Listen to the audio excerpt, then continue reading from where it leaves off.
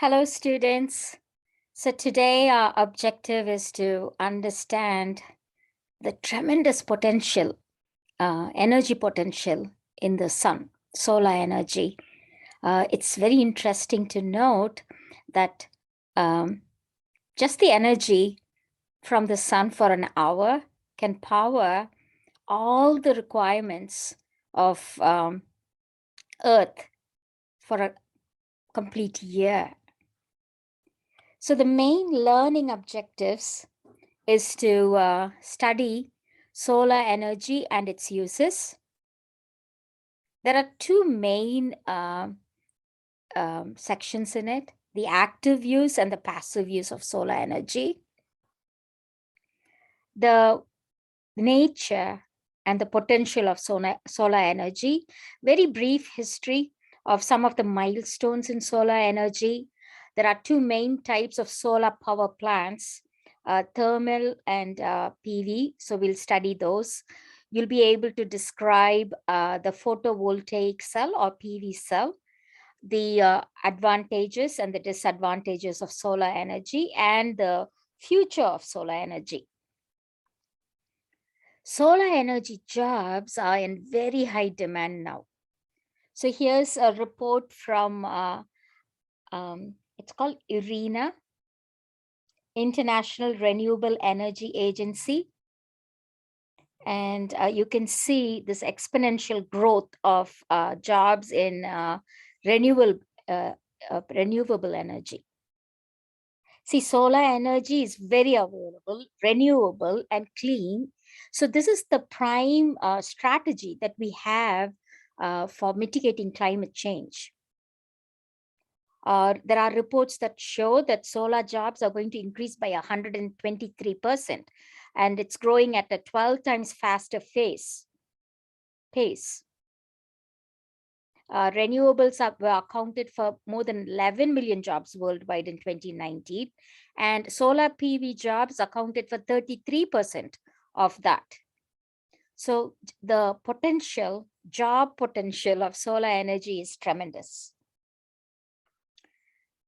Before we study solar energy, let's study the nature of the sun. So we know that sun is one of the stars in the Milky Way galaxy among billions, and it is and the Earth revolves around the sun. The sun is nothing but like a hot mass of gas. It is made up of hydrogen and helium. So it produces energy in its core by nuclear fusion. So this is where hydrogen will fuse together to make helium. And a lot of energy that's lost in the process will radiate into space, and a very small of it is actually receiving the Earth. And here is a very interesting example of the different cores of the sun, which is the main source of energy for Earth. You know, life as we know it has evolved only because of the sun.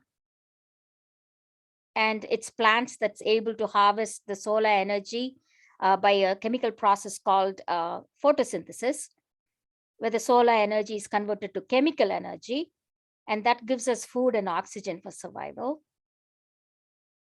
So without the sun, there is no life. This is the ultimate source of energy in the world. Only 3% of the electricity that's generated in the United States, however, comes from solar energy, and the goal is to increase it to up to 40% by 2050.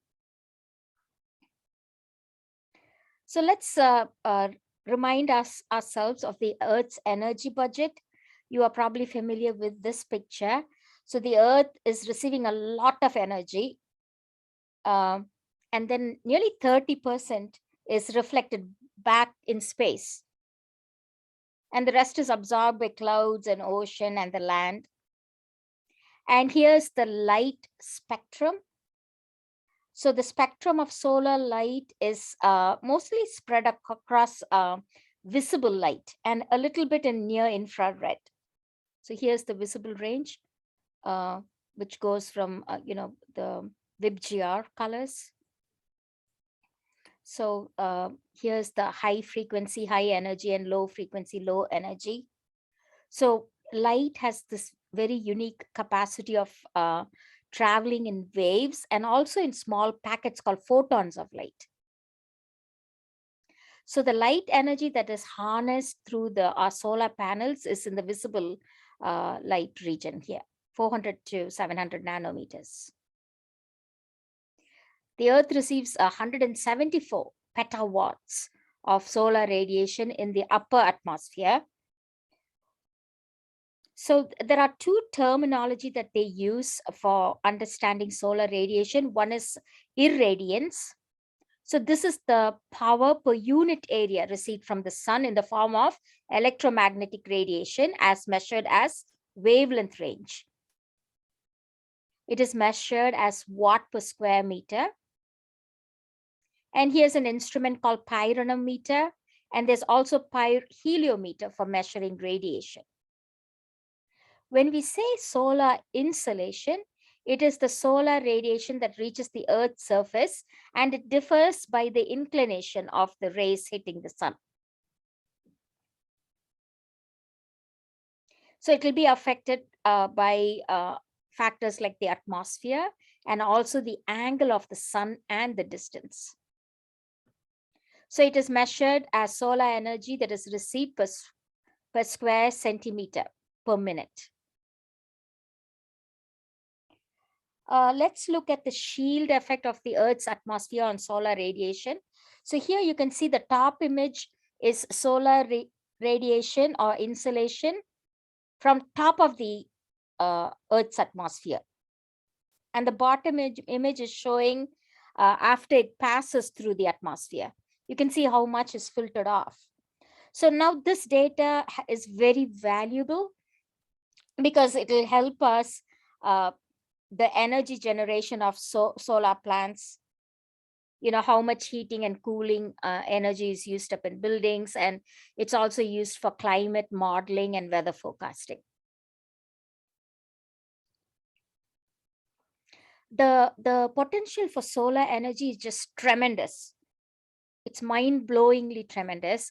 And here's a good report that shows that the amount of solar energy reaching the Earth is so vast that in 1 year, it is about twice as much that will ever be obtained by using non-renewable sources like oil and gas and natural coal, oil and gas.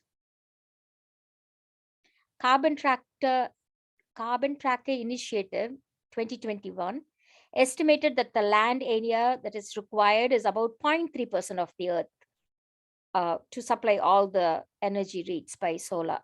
So that would be the size of California. And other things that will control solar energy would be insolation, cloud cover, and also the land feature potentials. And here are the annual solar energy potential by different countries. Here it is shown in exajoules. And here in North America, you can see that the potential of solar energy is like more than we need. It's tremendous. The next, you can see very high numbers which are on the equator and where it's very hot, like the sub-Saharan Africa.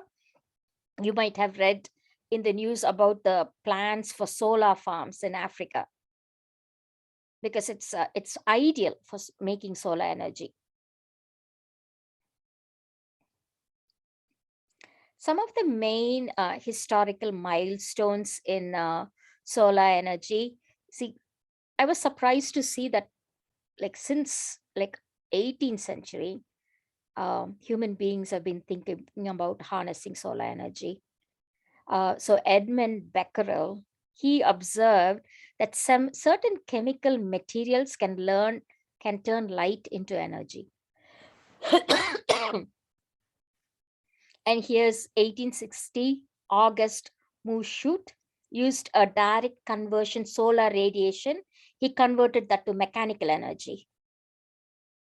And here's Albert Einstein, who got a Nobel Prize for describing the nature of light and the photoelectric effect of light. 1954 is the Bell Labs that discovered the use of silicon as a semiconductor. And by 1958, there were solar panels that were installed in NASA's satellites.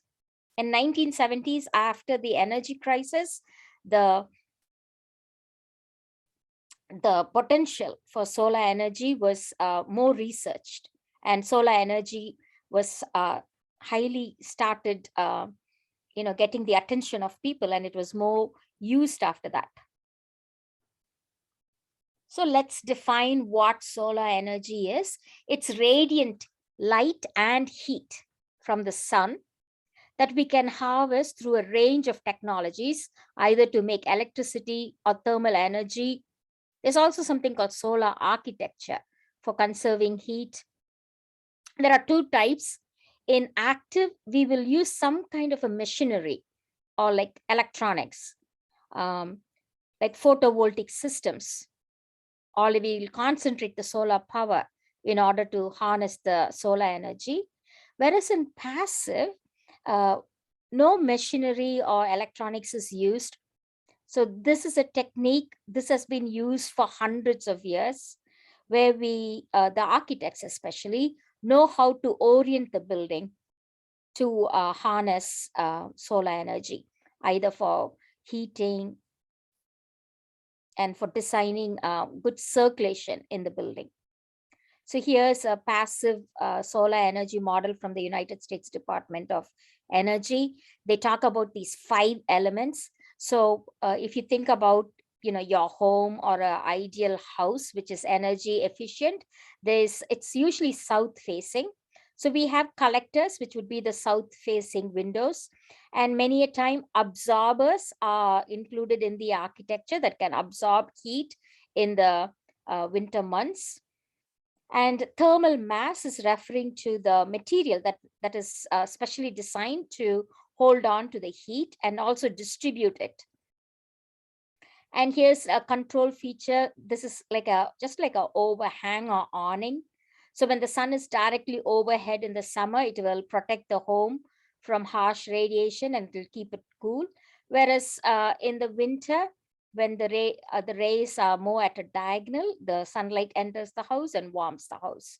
So passive means no electronics used or electricity used in order to heat the home. And there are 2 types of solar arrays. So these come under active solar energy, where we are going to use some technology and tools in order to harvest energy. Solar thermal energy, it stores the heat of the sun, which will transform the water into steam that can move a turbine, which is connected to a generator to make electricity.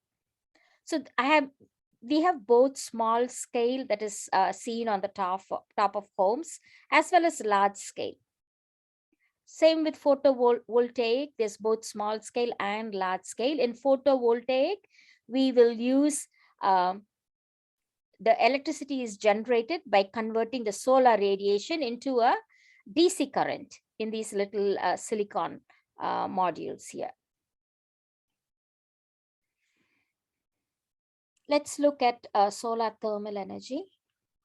So there are 3 main types of solar thermal energy for capturing the solar energy.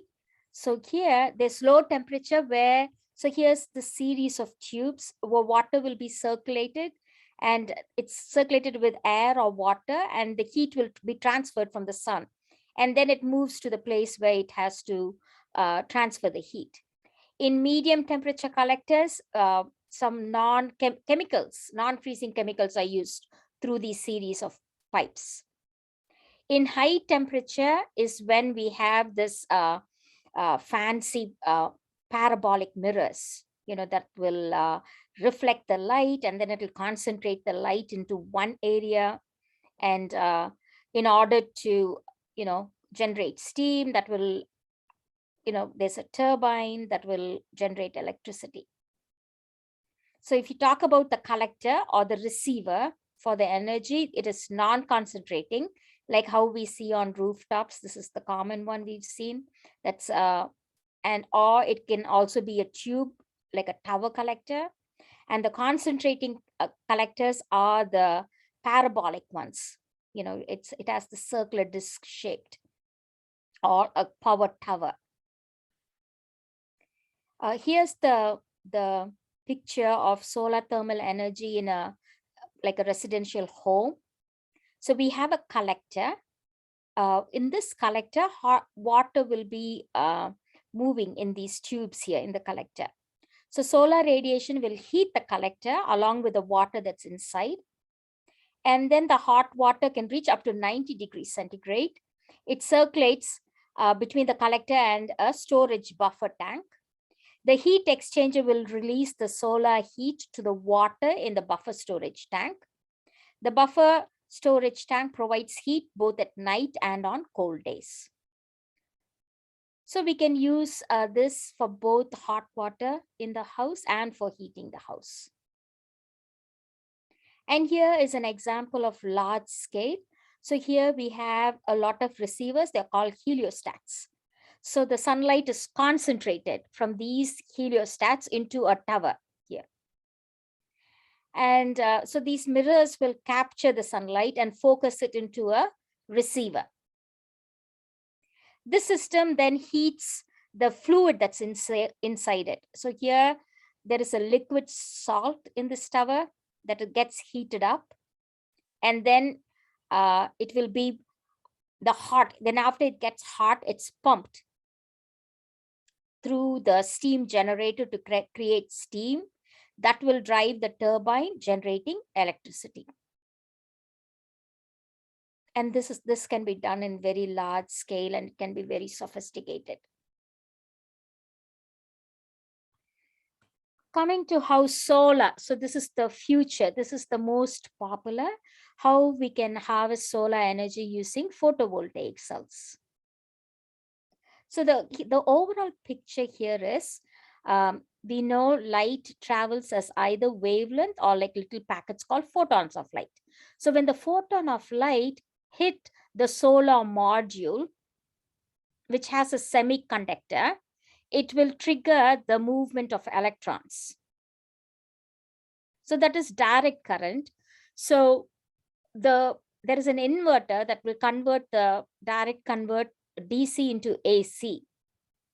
And then it can either be stored in batteries, or it can be, the extra can be put in the grid, the electric grid. So this is the overall picture. So here are the steps of the photovoltaic cell or PV cells. So here in step 1, the sunlight will hit the solar panel. So the solar PV cell is like a sandwich. So the semiconductor will be sandwiched between like two layers of material called N and P. So when the sunlight hits the solar panel, it will be absorbed by the semiconducting materials. Silica is the most common one, silicone. So we have the N layer and the P layer. When the photons of light hit it, it will knock off an electron from the silica. So this will trigger a flow of electrons through the material. This is called as the PV effect. In step 3, the array of solar panels will convert the solar energy into DC current. Then step 4, there is an inverter that will convert the DC to AC, because all our appliances run on AC current, right? And then it enters the utility panel in the house. The electricity is then distributed to other uses in the house. The extra can be stored in a battery. So here is the inverter, and then here's the a meter. So all the extra can go back in the grid. So when there's more than enough, it will go to the grid. There are many types of batteries that are used for storing, and this is one of the drawbacks because it can be expensive. Lead is the most commonly one. There's also lithium, nickel, cadmium, and also chemical flow batteries. Here are the different types of solar cells. Here's the monocrystalline, which is just using silica. Polycrystalline, there are more than other crystals mixed with it. But you can see that the efficiency is the highest here in monocrystalline. This is also the more bulky one. And this picture also shows the amount of the carbon footprint for each type of panel. So there's a thin film flexible panel. So here, a single solar cell will have the semiconductors. A group of them is called as a module. Many modules to put together will be the panel. And this is what we see on rooftops. So when you say silica sand is the most abundant raw material found on Earth. It is usually for making, this is also a costly process. It is melted to form these bars called ingots.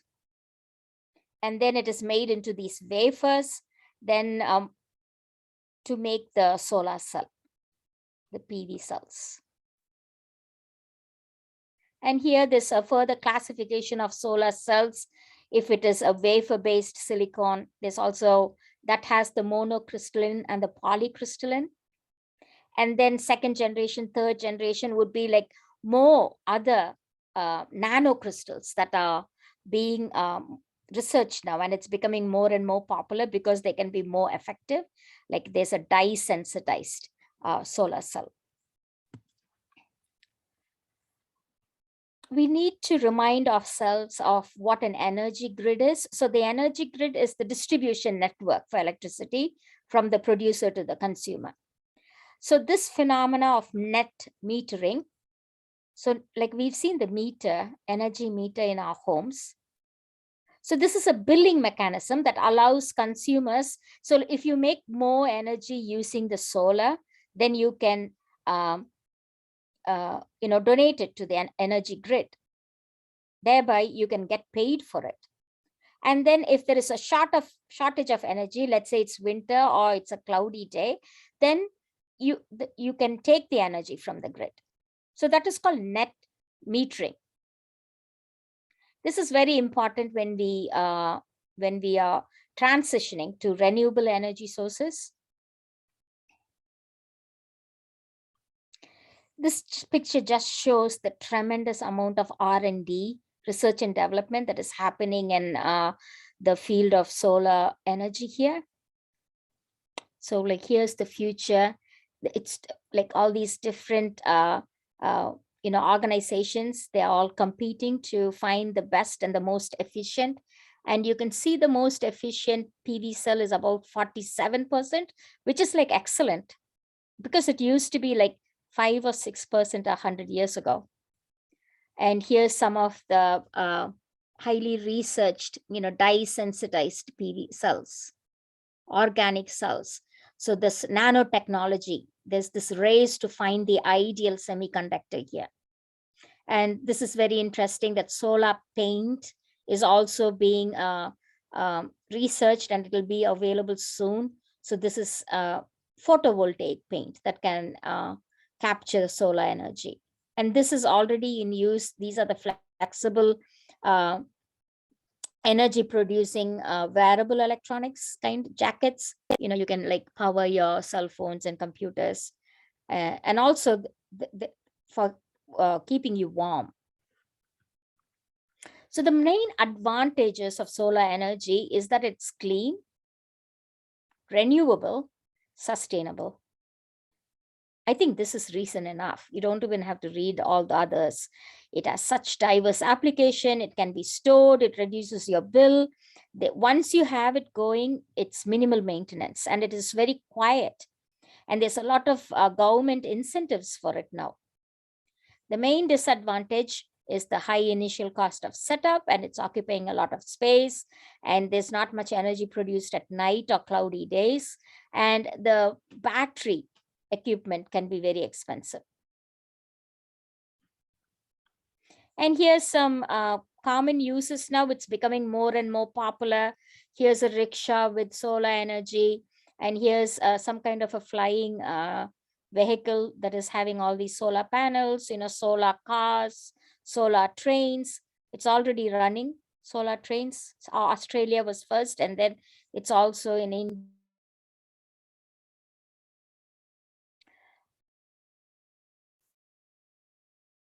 Using a solar cooker, solar street lights. So the use is so diverse. And here is a statement from the United States Department of Energy.